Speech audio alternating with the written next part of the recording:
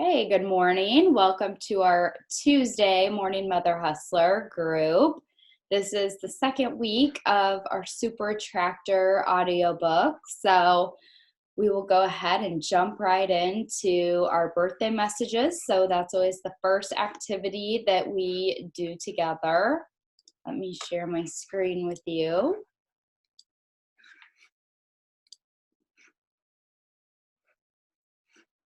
Let's see if we had our notification this morning with our birthdays. Yes, we did. I had mine 43 minutes ago. So birthday messages are just a good way to connect with people that might not be seeing your post. You might not be seeing their post. Just a good way to let people know that you care about them, and kind of opens the door for communication of anything that might involve Thrive or your business. So I go down the list. This is my cousin. I already told her happy birthday whenever the notification came in this morning. So I will jump down to the next person.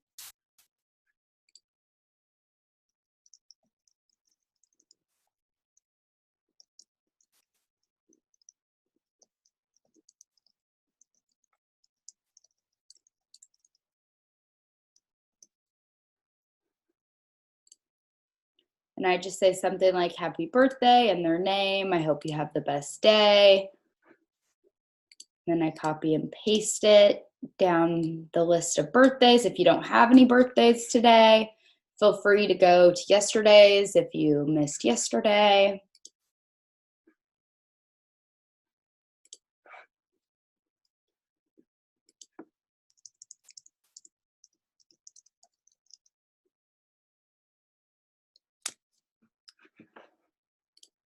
This is always a good way to reconnect with people that maybe have reached out to you in the past about Thrive as well. I know I always have a couple of those that I'll see and forgot that we actually talked about Thrive a couple years ago. And then it might be a reason for them to say, hey, I'm ready. So a lot of good things come out of these messages.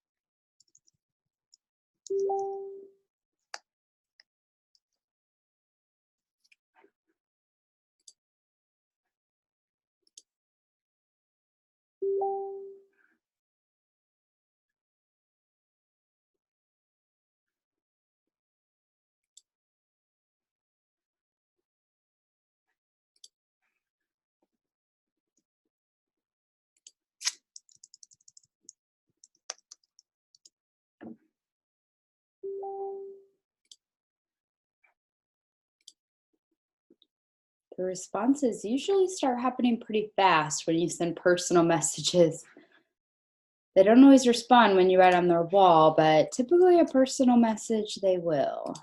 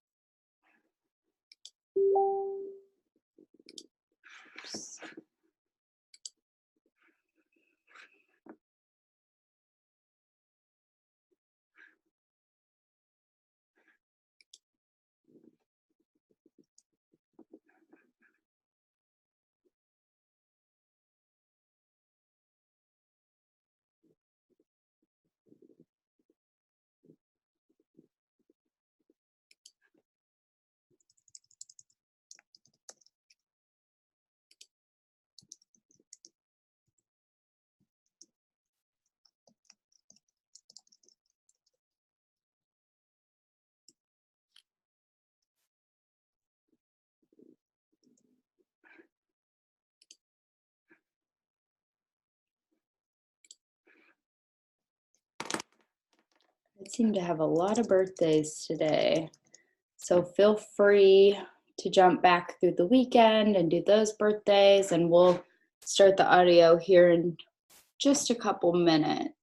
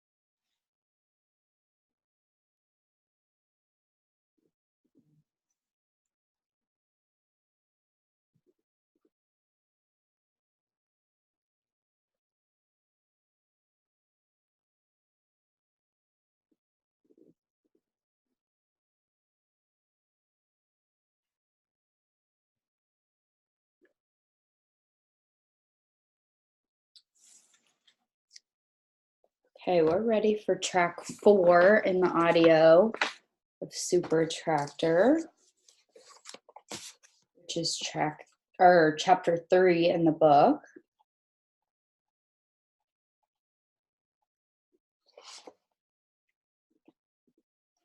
Chapter 2, the title is It's Good to Feel Good. Chapter 3, there's more than enough to go around, which, if I remember right, this is a really good chapter because often when people join our business, they think that everybody's already a promoter or it's too saturated or there's no way that they could have success because somebody else is already doing it. But that's a very scarce mindset.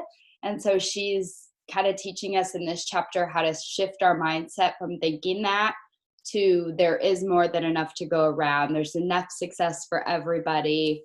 I think you'll really enjoy this chapter.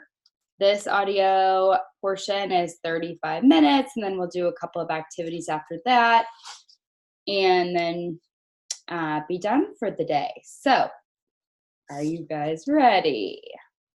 Gotta get my highlighter. Okay, I'm pressing play. Here we go. Chapter 3 in the book, chapter 4 in the audio.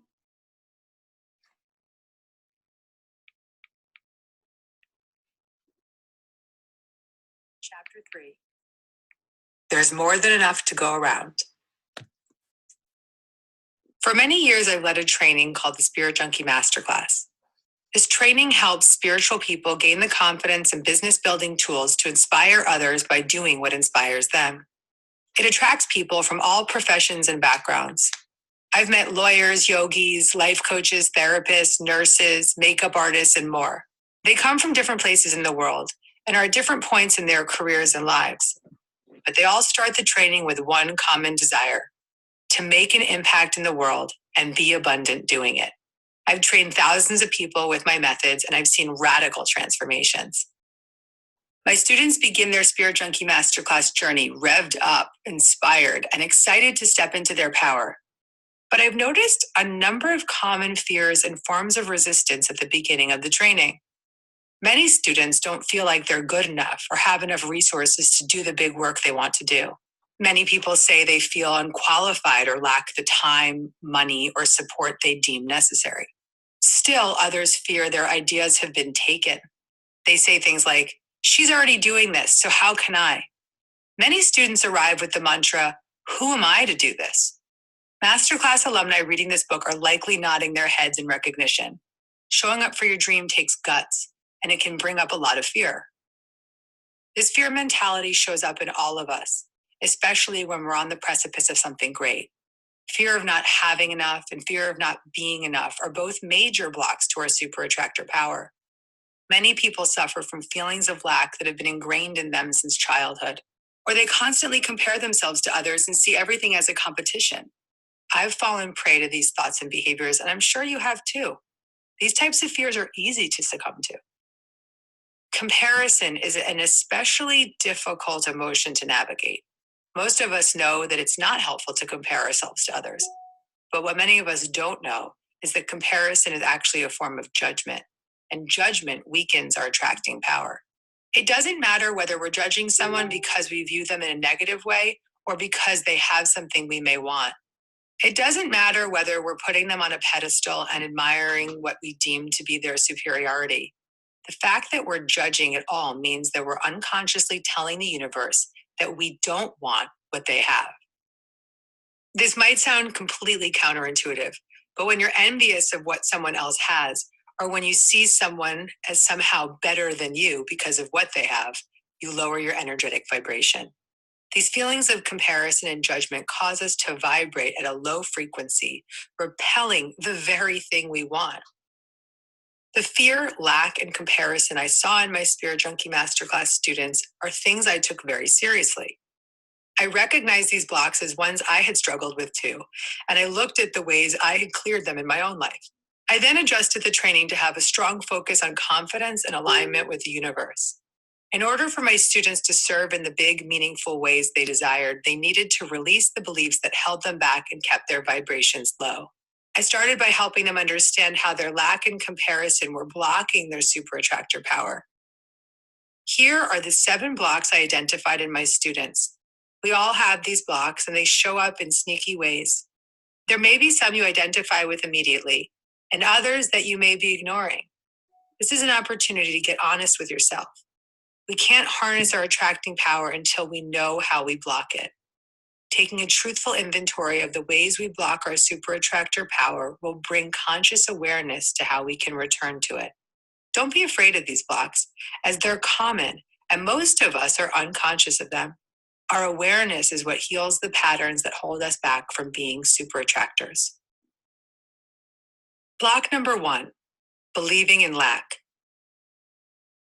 If you harbor feelings of not being enough or not having enough, you expend a lot of effort trying to prove to the world that you are enough.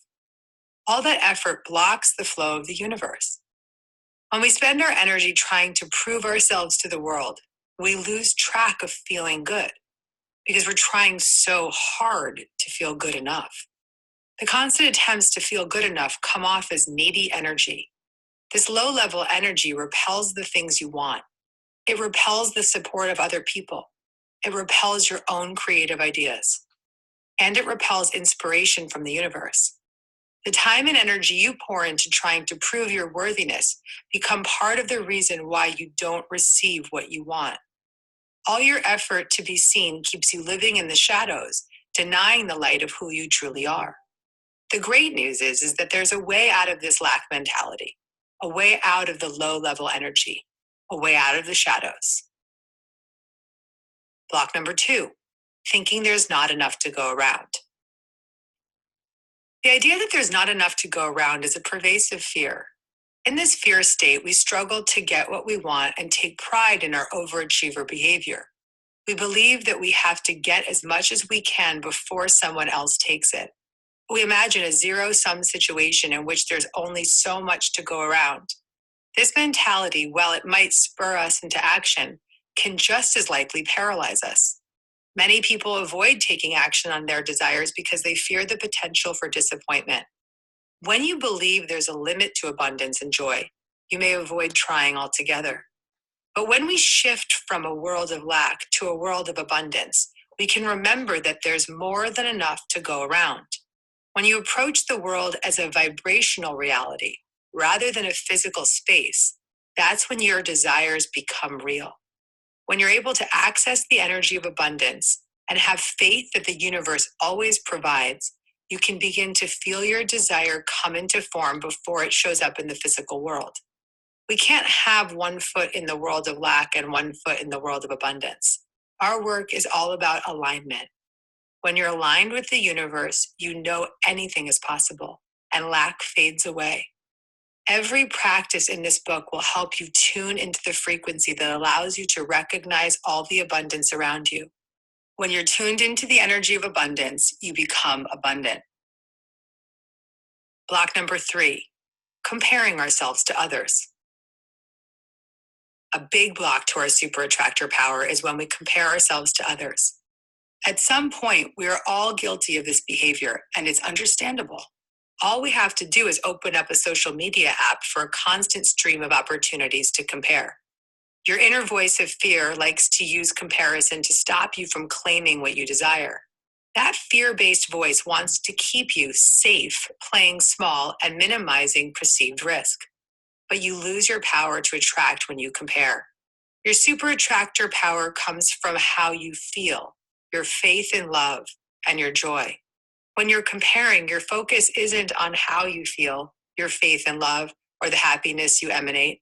Instead, your focus is on what you have or don't have, all that you're lacking, and all that you think you need in order to achieve. If your focus is on the outside, then you'll constantly compare yourself to those who seem to have what you want. Each time you compare your circumstances with another person's, you reinforce feelings of inadequacy. These feelings are so strong that they attract their likeness. Here's an example. Imagine you are the last in your group of friends to be engaged. If you desire a committed relationship, comparing yourself to your engaged friends will leave you feeling terrible. That feeling will not support your attracting power. Rather, it strengthens the momentum behind your fear of being single. Energy goes where your intention flows. So when you're focused on all your friends having what you want, you end up manifesting more of what you don't want. Remember, your super attractor power comes from how you feel, your faith in love, and the joy you put out. Block number 4, the need to win at the expense of having fun. The universe is an all-inclusive stream of abundance, and there's enough for everyone. When we become competitive, we cut off the stream of abundance. The fear of losing or the need to win is really another form of lack, one that implies scarcity. Many people pride themselves on their competitive nature, but it can create resistance. They make their happiness and sense of success dependent on winning. Even when it comes to healthy competition, a shift in perception can be very valuable. While some people may thrive in sports or business because of their competitive nature, I challenge you to consider a new idea. What if you shifted your focus off of the need to win and the fear of losing and onto how much fun the activity brings? The simple shift will put you into a state of joy, which inevitably brings far more success. For the past 6 years, I've been part of an annual competition. The last 2 years found me at the top of the leaderboard with ease and grace. Last year, shortly after the results were in, I got on a call with the woman who came in second. She jokingly said, "Gabby, I love you, but I still can't get over that I'm in second place. I'm very competitive." I said to her, "The reason for my success here is because I wasn't competing." While it's awesome to finish first or win a big prize, it wasn't my primary focus. I can honestly say that the reason I won was because my energy was surrendered, my focus was on having fun, and I didn't care about the outcome. I wasn't some strategic mastermind. I just enjoyed the process. I share this because I want to emphasize that it's safe to have big dreams and not care about the results. In fact, the moment we release the results, we let the support of the universe back us up. We let go and allow. But competing at the expense of having fun is the opposite of letting go. If you need to win in order to feel good, happy, or successful, then competition only creates separation, judgment, attack, inner turmoil, and a belief in lack. When your happiness depends on the score, you're sending a message to the universe that you need to be better than someone else to feel good enough. That energy is never supported. I'm not saying to drop out of all competitive activities. Many people derive a lot of pleasure, joy, satisfaction, personal growth, and interpersonal bonding from competitive activities. What's important is your answer to this question. How does competing make you feel? If the fear of losing perpetually looms in the back of your mind, and you feel joy only when you win, and that joy fades as you gear up for the next competition, then competition is a block to your super attractor power. Wouldn't it be nice if you could achieve and succeed with grace and ease? When you redirect your competitive energy, you can have fun no matter the outcome. Block number 5, fearing rejection. I've witnessed many people deny their dreams due to fear of rejection. The idea of being rejected can be paralyzing. Many of us have come to see rejection as a form of humiliation or defeat. However, there is another way to view it. I've learned to see rejection as a form of protection. I trust that when something doesn't work out the way I planned, it's because there's something far greater in store for me. Here's an example from my professional life. I'd been presented with what seemed like a fantastic opportunity. I was really psyched as we contemplated an exciting plan. But the lawyers were taking a long time to negotiate every detail of the contract. New versions were constantly being drafted, but none of them seemed to incorporate our ideas or needs. 6 months of negotiations went by, and in many ways, I felt as if we were going backward. Frustrated by the situation, I decided to open up to seeing things differently. Instead of trying to make something that felt wrong work, I chose to see the situation as guidance from the universe. When I took a step back, it became obvious to me that the issue was not the nitty-gritty elements of the deal. There was a fundamental lack of understanding as to what each side wanted. All the resistance we'd received along the way wasn't rejection, it was guidance. We were being led not to do the deal. 2 years later, we look back on this offer and celebrate how it fell apart. I'm grateful for the lawyers getting in the way, and we know that the universe was just guiding us in the right direction. I encourage you to open up to the idea that rejection is protection. Choosing this perspective will help you dissolve your fear of rejection. If you choose to see rejection as guidance, then what is there to fear? If you get turned down by someone you asked on a date, it's because someone better is on the way. If your offer on a house falls through, it's because that house wasn't for you. If you make it to the final round of interviews for what you've decided is your dream job and someone else gets the position, guess what? It wasn't your dream job. Accepting rejection as guidance gives you another opportunity to follow the flow of the universe and strengthen your faith in a plan better than your own. Most importantly, you'll no longer fear rejection. Releasing that fear will give you the freedom to dream big, take fearless action, and let life lead you. Follow the guidance you receive, even when it feels like rejection. You'll be surprised. Rejection can be the greatest guidance of all. Block number 6, having a need more mentality. Do you ever feel as though once you achieve a goal, you immediately have to move on to the next one? Not feeling complete in the moment of achievement, do you keep reaching toward the next goal? The need more mentality is another form of lack. It suggests that you may be looking for something outside yourself to feel complete, rather than trusting in your completeness now. The outside search for success, accomplishment, and approval is an addictive pattern that keeps us out of alignment with the universe. We block the support of the universe when our focus is on a future achievement. The ups and downs of needing more can be really depressing. You may get a high the moment you achieve something, but the buzz of the achievement is short-lived and quickly replaced by the fear of failing to reach your next goal. I lived with a need more mentality for decades. I'd achieve one goal only to be immediately obsessed with the next. My husband worried that I never took time to celebrate my successes or be really present in the moment. I was achieving because I believed in myself, but I wasn't enjoying the journey. Let me pause here for a moment because it's important to point this out. If you believe in your ability to achieve your desires, then they will come into form. Having faith in your ability is important, but it's far from the only important thing. If you're not having fun along the way, then what's the point? Ultimately, living with the need more mentality blocks you from reaching your full potential. Marianne Williamson often shares this message inspired by A Course in Miracles. The people who have achieved the most on earth have achieved a fraction of what all of us are capable of. Whatever you've done, either great or small, it is tiny compared to the potential that lies within you. We block our real achievements when we don't enjoy the journey. When I stopped living from achievement to achievement and started focusing on the fun along the way, my life got great. I started to feel more connected to my friends, my husband, and my work. I was more present and life began to flow. I relaxed and let myself celebrate the miracle moments. When I dropped the need more mentality, I achieved so much more than I thought possible. When we enjoy the moment and let the universe flow through us, we are guided to create what God intended rather than what we think we need. Block number 7, the fear of being judged.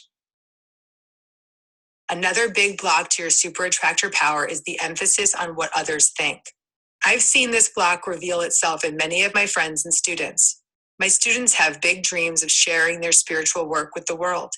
They see themselves writing books, speaking on stages, and spreading empowering lessons in their own unique ways. But a fear of being judged holds them back. They tell me that their family and friends don't believe in their career path or dreams. My response is, the only reason they don't believe in it is because you still don't. I help them see how their lack mentality and disbelief are being mirrored back to them by others. Our vibes attract our tribe. Embodying an energy of lack and self-judgment sends out a message to others that we don't feel good enough or worthy of what we desire. That energy can be felt miles away. The people in our lives, especially those who are closest to us, can be great spiritual teachers because they reflect back to us the energy we are putting out. Their judgment of us is a reflection of what we feel about ourselves, whether consciously or unconsciously. But when we return to faith and believe in our desires, then the world can believe in us too. And even if everyone doesn't fully co-sign your desires, your faith will be enough to tone down their judgment and shift their energy. Maybe they stop resisting your visions, or they curtail their judgment of you. When you release your resistance, you will feel released by others. Recognize that other people's judgments reveal the places where you lack faith. Every experience and encounter offers you guidance toward healing the lingering resistance that holds you back from being a super attractor. So rather than blaming others for resisting your dreams, thank them for showing you an opportunity for great growth and healing. Lack, doubt, comparison, and insecurity stand in the way of attracting our desires. But there is a way through each of these blocks. Now that you have a greater understanding of each block, I'm going to break down the methods for change. This is the fun part, and I'm excited to share these methods with you. I've witnessed countless people experience radical shifts by following them. Try these methods and you'll see for yourself how quickly you can move from an energy of lack to an energy of faith. There's no reason for you to play small anymore. The universe has big plans for you, and it's time to claim them. The Universal Abundance Method. Protect your desires to stay in alignment. It's important to avoid comparing your desires or emotions with others. Attracting what you desire is about alignment with the universe and assuming the energy of how you want to feel. Put your feelings above all else and respect your feelings by keeping them close while you're in the process of strengthening your faith. One way you must protect your desires is by creating clear, loving boundaries with anyone who resists them. It's not uncommon to find that people in your life have a preconceived notion of who they think you should be, or perhaps who you used to be.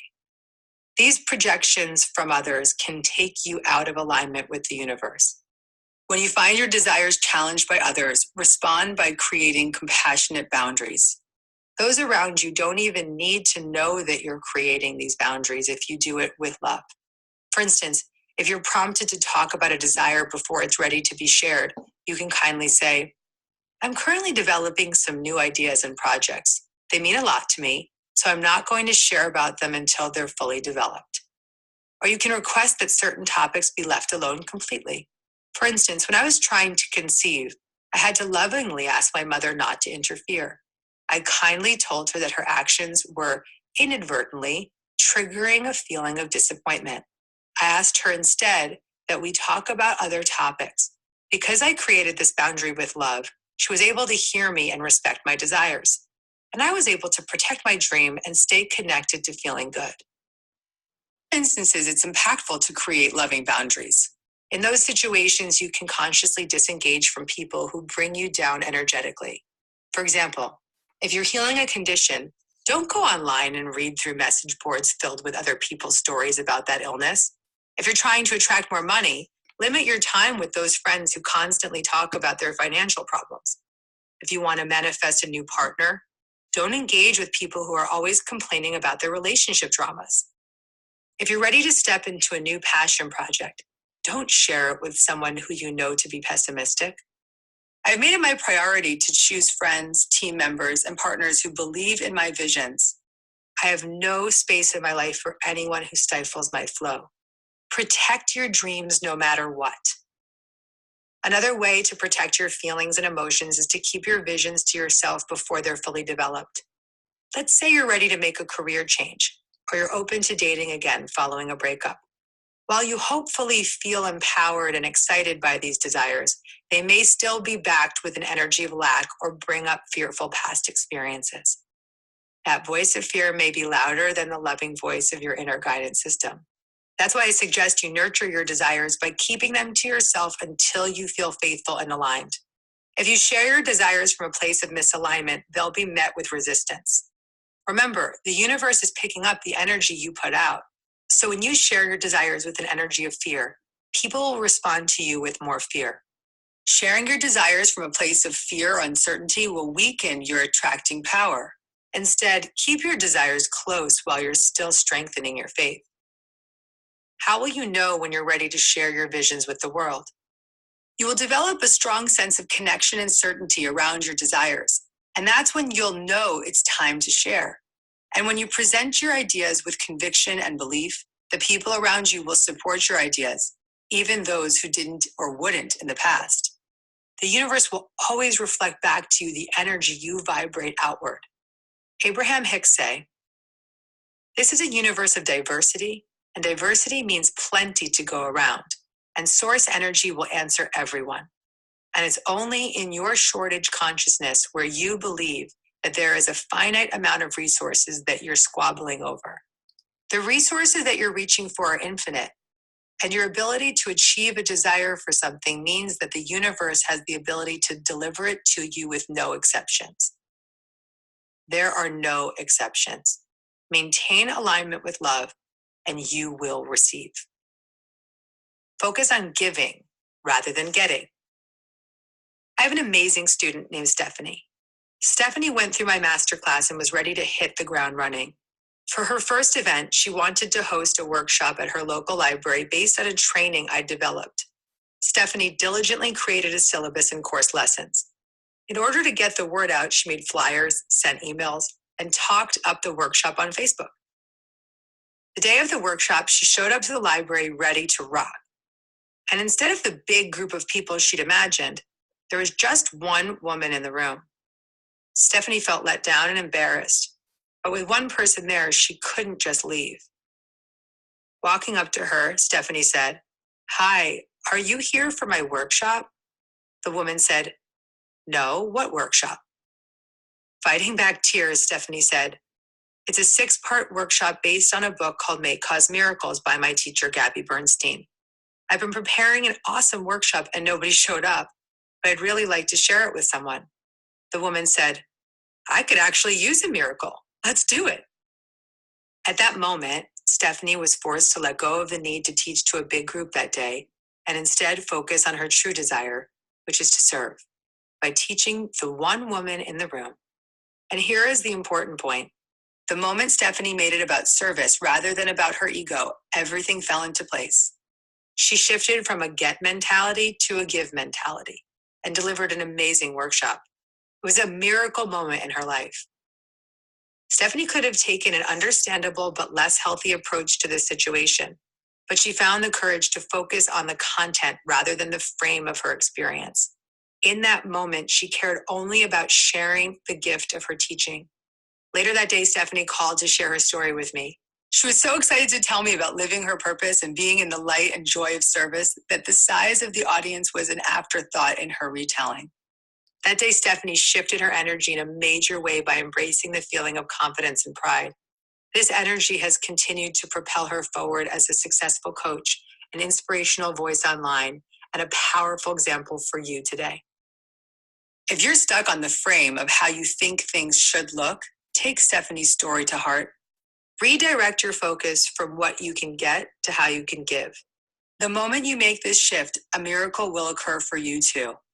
The universe greatly supports your service energy and is always opening doors to that end. Focusing on the service will keep you from judging and comparing. You'll feel proud of your commitment. The fastest way to get out of an energy of lack is to give. Each day, ask yourself, how can I serve? Asking this question puts you into alignment with the universe. I remember Dr. Wayne Dyer saying, when you ask yourself, how can I serve? The universe responds, how can I serve you? Trust that when you offer up an energy of service, the universe will send it back to you tenfold. You'll feel powerful in the presence of your service, and that power is what attracts. Want more for others. Wanting more for others puts us into an energy of abundance. Why? Because it feels good to want others to feel good. The practice of wishing for others to receive expands your own ability to receive. And this feeling of abundance will help you attract more of what you want into your life. When you genuinely want others to be abundant, the universe will respond in kind. Early in my career, I coached young women my age. Many of them were desperate to find their true loves and get engaged. They'd compare themselves to all their friends on Facebook posting pictures of engagement rings. I could relate. I was guilty of the same thing. I knew I couldn't give them spiritual principles that I wasn't applying in my own life. I had to find a solution of my own before I could confidently offer it to them. So I decided to turn the story around. Each time I saw a friend post about her engagement, I'd let myself be happy for her.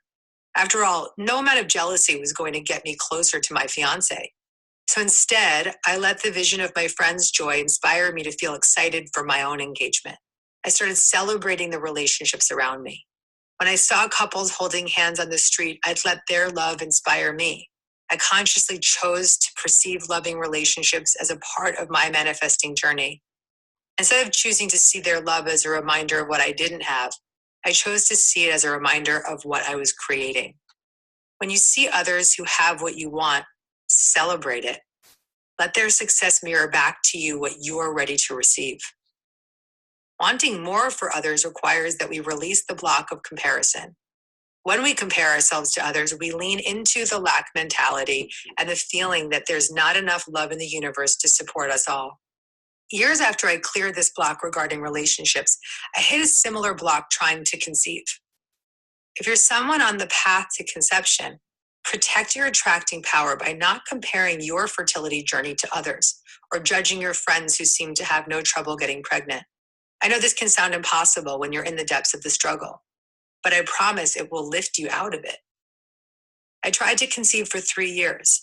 And for the first 2 years, as I struggled with my emotions, I'd get annoyed when my friends would talk to me about their babies, their nursing experiences, and all that went into motherhood.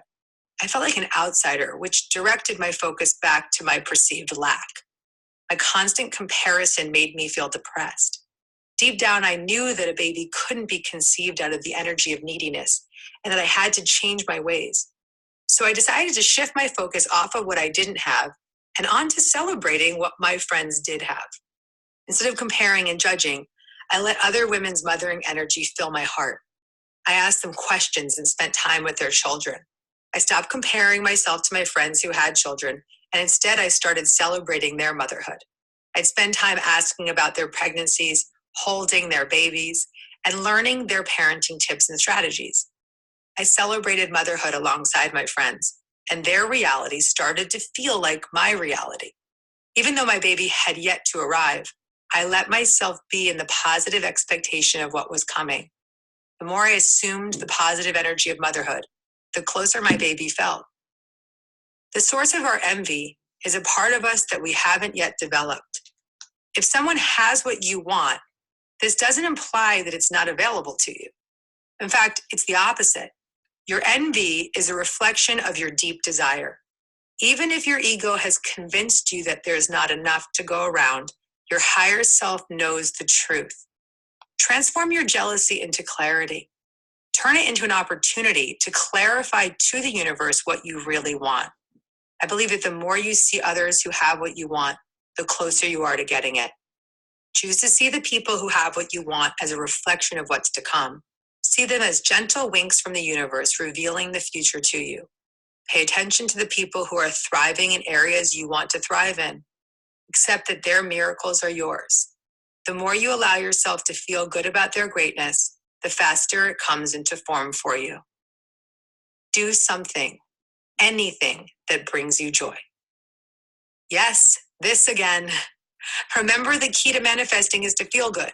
I'll repeat it countless times throughout this book. The quickest way out of lack is to lean toward what feels good instead.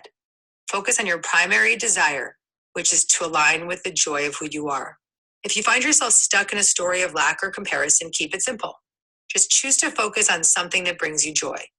When I get caught up in a story of lack, I cook, go for a walk, exercise, anything that takes my focus off of what's not working and redirects it back onto what feels good. Your belief in lack and comparison can be very strong. It feels like it's impossible to change. But the reality is that the moment you do something, anything, to feel better, you're instantly catapulted out of the lack. The goal isn't to miraculously shift your perception, though we'll welcome this type of miracle. The goal is to think and feel your way out of lack one thought at a time. Turn on the faucet. Start to keep track of each time you successfully shift from fear back to love. As you add up the miracle moments, you build momentum behind your practice. Direct your thoughts towards what's working and thriving and away from fear, lack, and resistance. In any moment, you can practice the choose again method and reach for a better feeling emotion. Directing your focus onto what's thriving creates more of what you want and strengthens your faith in the universe. Applying the practices within the Universal Abundance Method will elevate your attracting power. You'll transcend the energy of limitation and embody the energy of prosperity. Healing your lack mentality realigns you with joy and helps you accept the abundance of the universe. Deciding to feel good, let go, and release attachments aligns you with the flow of the universe. Saying yes to the universe is like turning on a faucet. All that you need will come to you. Focus on the process rather than the outcome. All the outcomes we desire show up when we're in the flow. Shifting from comparison to oneness, from competition to compassion, and from lack to love will bring you into flow fast. Let the universe support you. Feel confident knowing what others have is a reflection of what is on the way for you. Celebrate other people's successes generously and sincerely. The promise of healing lack. Healing your lack mentality promises many benefits. When your thoughts and energy are no longer stuck in lack, the universe can provide. Life is no longer a race from one achievement to the next. Instead, life becomes about the moment-to-moment experience of feeling good. Dr. Wayne Dyer famously said, "You don't attract what you want, you attract what you are." Don't become the lack that you so greatly want to avoid. Instead, assume the feeling of joy, abundance, and prosperity to become a super attractor. The methods in this chapter will bring you a lot of relief. Think about all the time you've spent feeling jealous, anxiously comparing, fearing lack, and future tripping. That is all behind you. Going forward, you can celebrate other people's successes, accept the greatness that comes to you, and enjoy the present moment knowing that what you want is on the way. When you kick the habit of lack and separation, you will feel free. It's empowering and exciting to know that your thoughts and feelings have the power to attract your desires. This feeling will be emphasized in Chapter 4. I'll teach you a method that will help you swiftly move from low-level thoughts and energy to a more positive state. I'll guide you to trust in the power of your thoughts and energy to help you navigate the tough moments in life. Follow my guidance, and you'll be amazed by the results.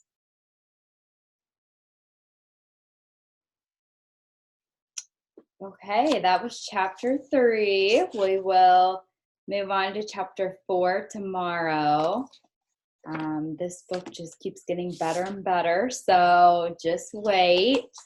That's a very, very good chapter because all of us in this business often compare our journeys to other people when in fact we're all just on our own journey, and just enjoying the process along the way and not obsessing over the outcome is the greatest way to actually get what you want. So that is that chapter.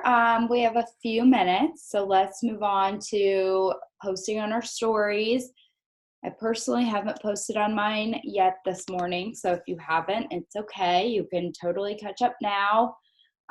If you want to go ahead and talk about one of your 3 steps, all of your 3 steps, third skin, third nutrition, something motivational, inspiring, or if you want to make a post, if you need to actually make a post on your wall on Instagram or on Facebook, feel free to do that. Let's take a couple minutes here. We'll work on that.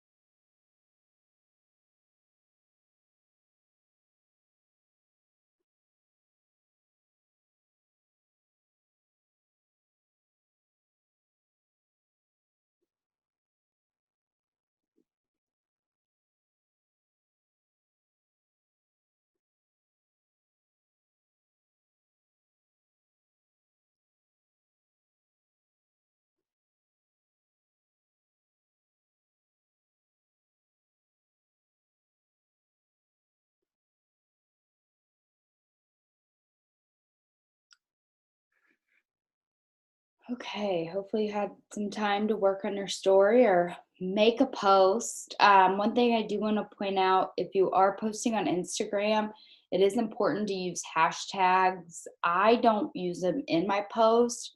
I use them actually in the comments. So I'll make a post and then I'll go in the comments of that post and tag, like, I think it's 10 to 15 different hashtags. Sometimes I use some of the more popular hashtags that, have a million uses. It kind of shows you. Or sometimes I'll use ones with smaller that have like 1,000 um, people using that hashtag, just because that's more likely to show up if anybody were to search that hashtag.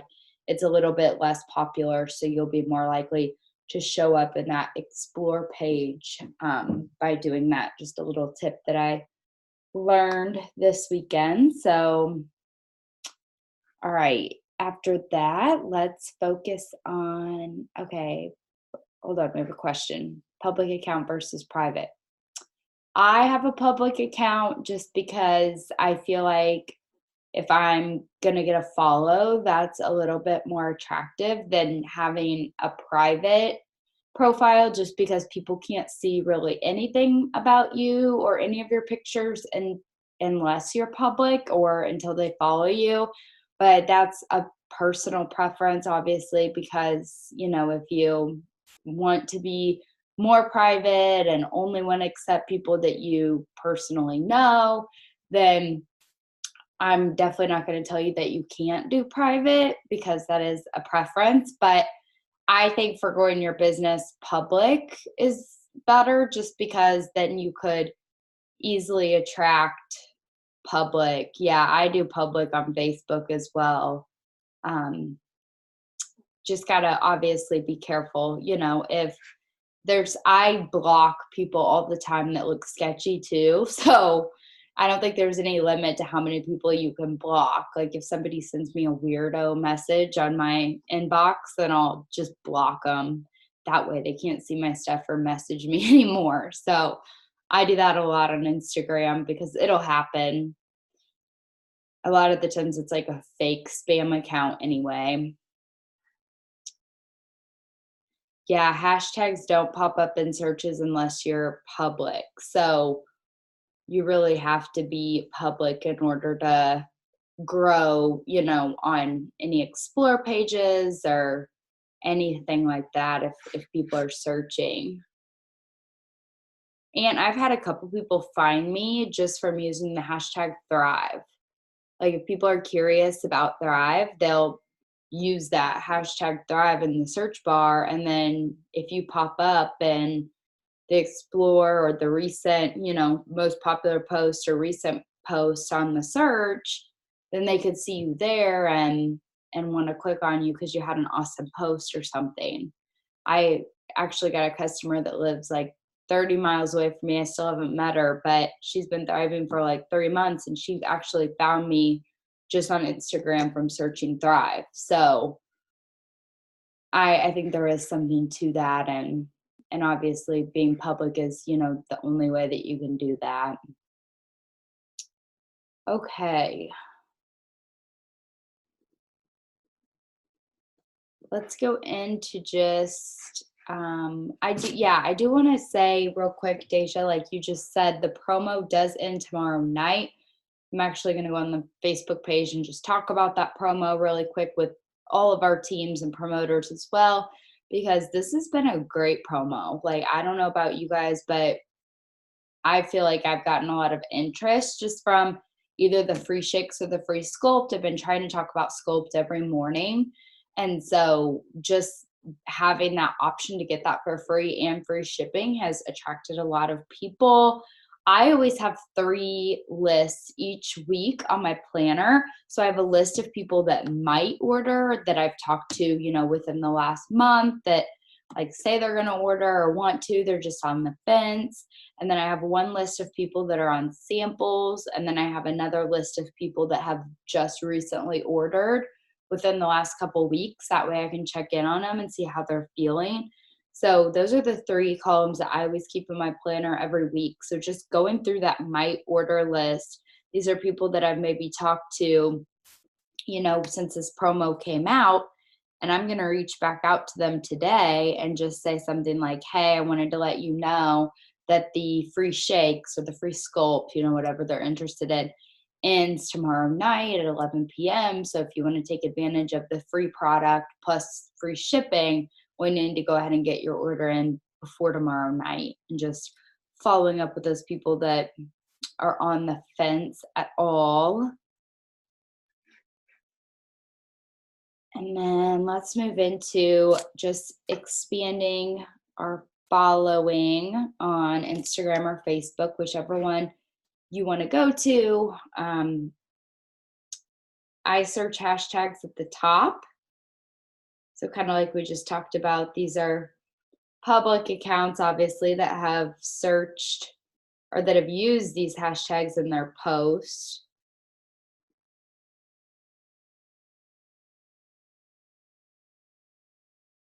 Let's try to go ahead and follow or friend on Facebook 5 new people.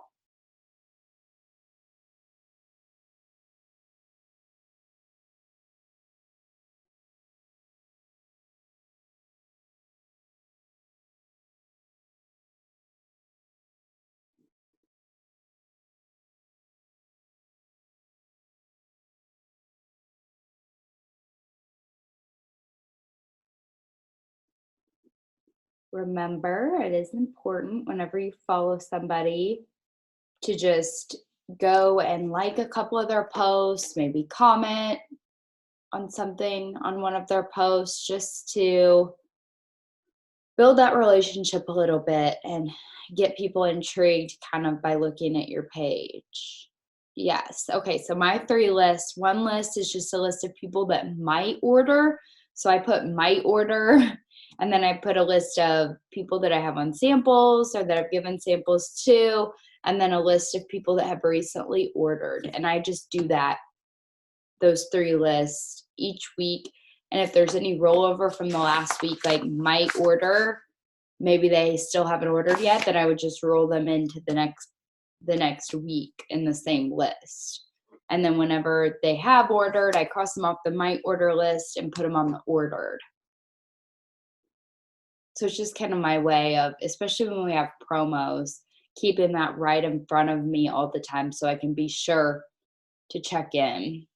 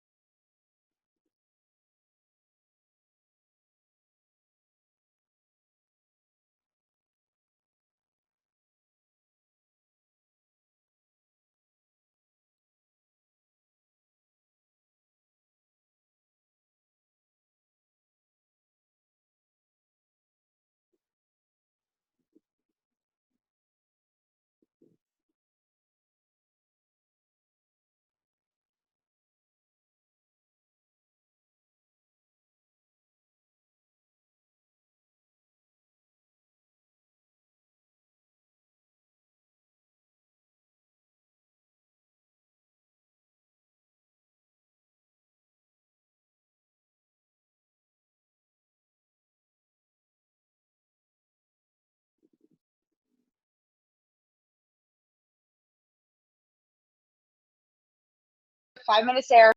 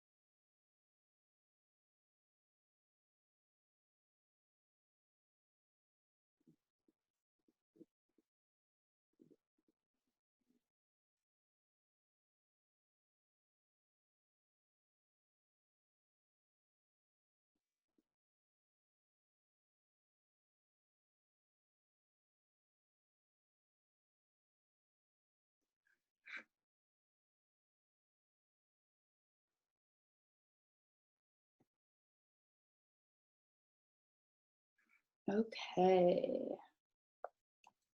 I will go ahead and let you guys go for the day. We'll do a couple of different activities after the book tomorrow. I just want to keep it different and kind of mix it up every day for our activities. So that was it for today. I hope you have an awesome Tuesday. I'll play this recording, like I said, again tonight at 8 p.m. for anybody that missed it, or if you want to just jump back on with us at 8, you're more than welcome to go through and read it again. I got a couple of post ideas reading this chapter. I hope you did too. So we will see you again tomorrow at the same place, same time on Wednesday. So have a great rest of your Tuesday, payday, and I'll see you tomorrow. Bye, guys.